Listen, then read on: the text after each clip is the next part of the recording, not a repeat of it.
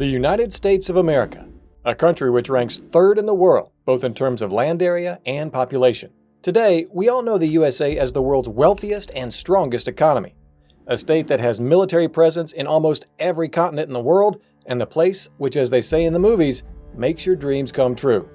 With a GDP of more than $29 trillion and one of the strongest currencies in the world, there's no doubt that America is the biggest superpower in today's reality. However, this wasn't always the case. America wasn't always a shiny global power with its strong armor, and there was a time when its economy was struggling and it didn't have as much involvement and influence in global politics as it has today. So, what changed? This is the story of how America became a superpower. So, before we move on with the discussion, it's important to first understand what the term superpower actually means and what's the criteria to call any nation a superpower. The word superpower is basically used for a sovereign state that holds a very dominant position when it comes to the ability to exert influence and project power on a worldwide scale. If we talk about the parameters that are seen for this title, they can be economic, technological, military, cultural, and diplomatic strength of a nation. According to experts, a global power or a superpower is a nation that has its say in literally any significant action that happens around the world, and literally no significant decision can be taken by the global community without first considering the positions of such a nation on the issue. Historical context. If we talk about the historical context, then there have always been superpowers for most of history, especially when it comes to economic and military parameters. We all know about the Egyptian Empire or the Great Roman Empire, whose remains we can still see in the forms of the pyramids and the Colosseum, respectively. After the fall of these two, the world saw the rise of Ottomans and Mongols, who, at different stages, ruled and invaded a major part of the world, but like their predecessors, they too eventually fell.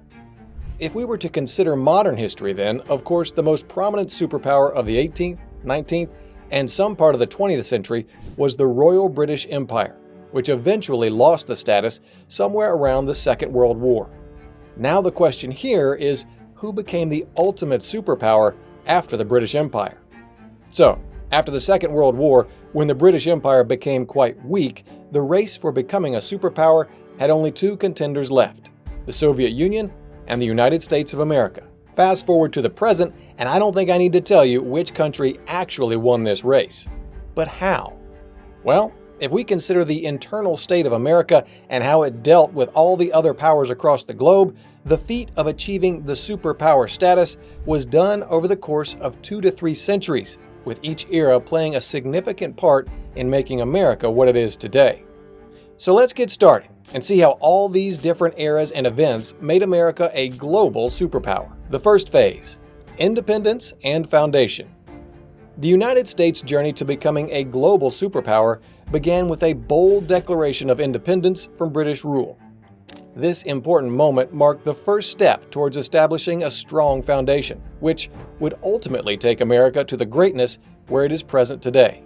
On July 4, 1776, the Continental Congress adopted the Declaration of Independence, which allowed all the colonies to have sovereignty and the right to govern themselves independently. With this act, America's long and tiring struggle for freedom began, which finally ended with the American Revolutionary War. 2 years later, the official Constitution that we still see today was drafted, and then a year later, it was finally implemented. After this document, a proper framework for the federal government was established, which outlined the principles of democracy, individual rights, and the separation of powers. With such steps, America became one of the first and biggest democratic nations of that time.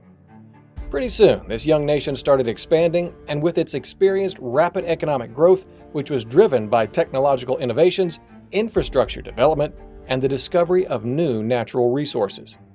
During the same period, the construction of the Erie Canal, development of the steam locomotive, and the expansion of the telegraph network further facilitated trade, commerce, and communication across the vast territories of America.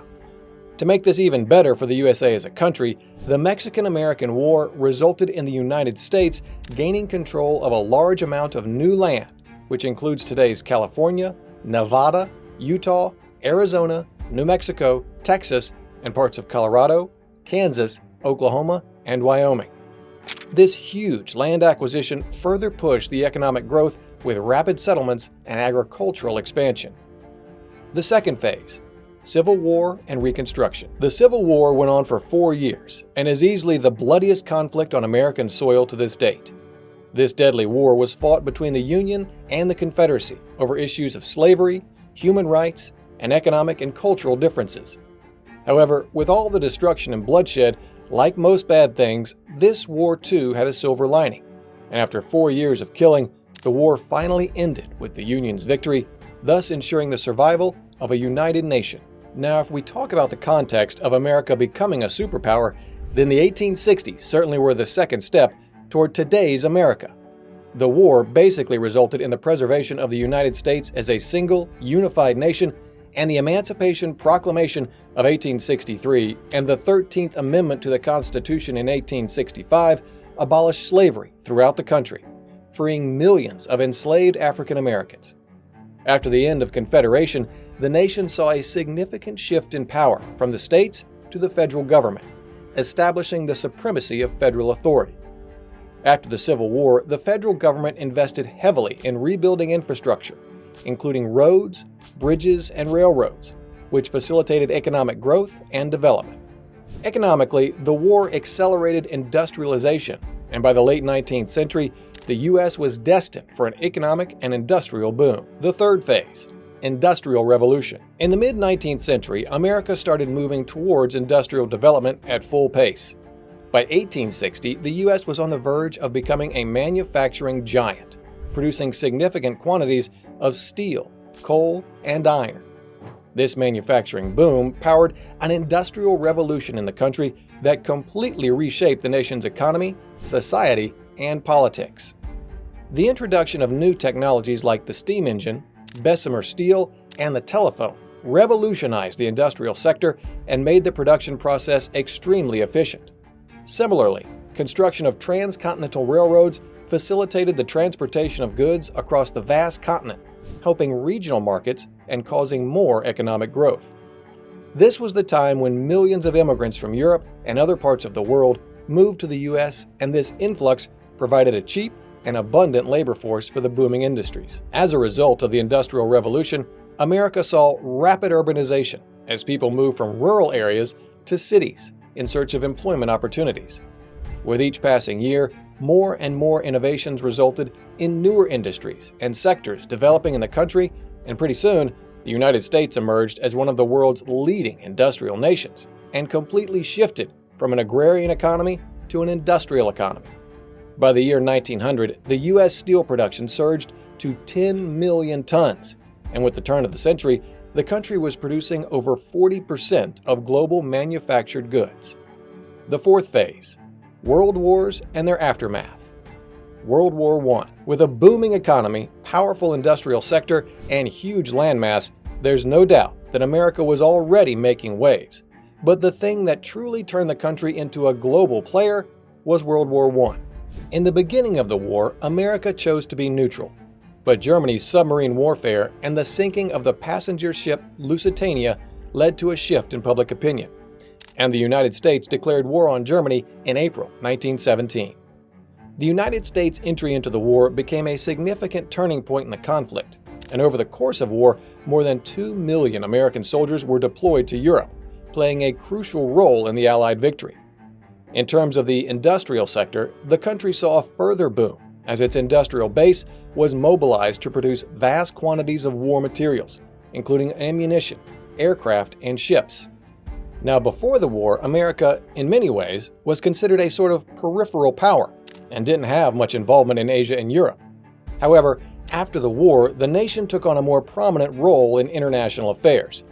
You can say that this 1914 to 1918 period was actually the beginning of the United States' economic dominance, as the nation's industrial base and financial system were mobilized to support the war effort. Similarly, this was the time when the U.S. Army truly became powerful enough to compete with bigger players like Britain, Germany, Russia, and Japan. World War II. If you were to ask any expert to point out the exact era of history where America emerged as the superpower, the answer will be by the end of the Second World War. World War II was the most significant turning point in America's rise. The U.S. entered the war in 1941 after Japan suddenly and brutally attacked Pearl Harbor. Till this point, the country was unsure of its policy, and there was a bit of hesitation. But this attack meant that America was all in. You can get an idea of the growth of the American Army during this period by the fact that when the war actually ended, the U.S. had produced 297,000 aircrafts, 71,000 ships, and 86,000 tanks. This much production not only helped defeat Axis powers, but also cemented America's economic dominance. After the war, previous global powers like the UK, Germany, and Japan were completely devastated, while the U.S. economy experienced exponential growth with millions of citizens getting employment and no post-war recessions. Politically, the U.S. played a leading role in shaping the post-war world, and the Bretton Woods Conference in 1944 established the U.S. dollar as the global reserve currency. By the time the war ended in 1945, the U.S. was the only country with nuclear weapons and accounted for 50% of global GDP. The fifth phase, Cold War era and winning the superpower race. With the Germans and British out of the competition, there were only two nations who truly remained in the race to become the next superpower, and this was what started the Cold War. So basically, the Cold War was a decades-long period of ideological, economic, and military competition between the United States and the Soviet Union. This era can be called as the period where the United States' power rose to an all-time high. Now, what happened was that after the Second World War, the United States launched the Truman Doctrine and the Marshall Plan to limit Soviet expansion and promote economic recovery in Europe. In 1949, the North Atlantic Treaty Organization, or NATO, was established, with the United States as a founding member. As a response, the Soviets created their own Warsaw Pact in 1955. Pretty soon, the race to glory between the two countries expanded to outer space, and a fierce competition started with the United States landing astronauts on the moon in 1969. During these 3 decades or so, the U.S. economy saw a great amount of innovation and entrepreneurship, with new businesses opening and operating all over the country.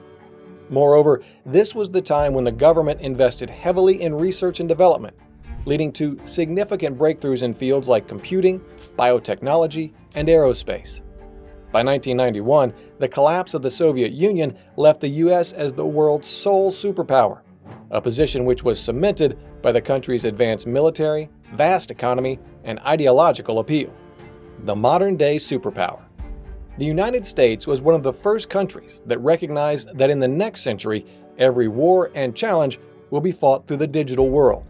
The post-Cold War era brought many new challenges and opportunities. With further globalization, the U.S. economy became even stronger, and the development of California as the world's IT hub resulted in the beginning of several technological ventures like Apple, Microsoft, and Google, which would go on to take America to newer heights in the 21st century. Innovation. There's no doubt that the start of this new era came with its own challenges in the form of the 9/11 attacks in 2001 and wars in Afghanistan and Iraq. But being a superpower, America truly survived and came out of these challenges much stronger than before. Today, the United States has maintained a strong and adaptable economy with a diverse range of industries, a strong financial system, and a highly skilled workforce. In order to counter any inner or outer threats, the nation has a powerful and technologically advanced military with a global network of bases, alliances, and partnerships. Moreover, the country still plays a leading role in international institutions like the United Nations, the International Monetary Fund, and the World Trade Organization, which have cemented its spot at the top of the leaderboard. If we talk about the numbers, the U.S. boasts the world's largest economy, with a GDP of over $25 trillion and a military budget exceeding $800 billion annually. If this doesn't spell out superpower, then I don't know what does.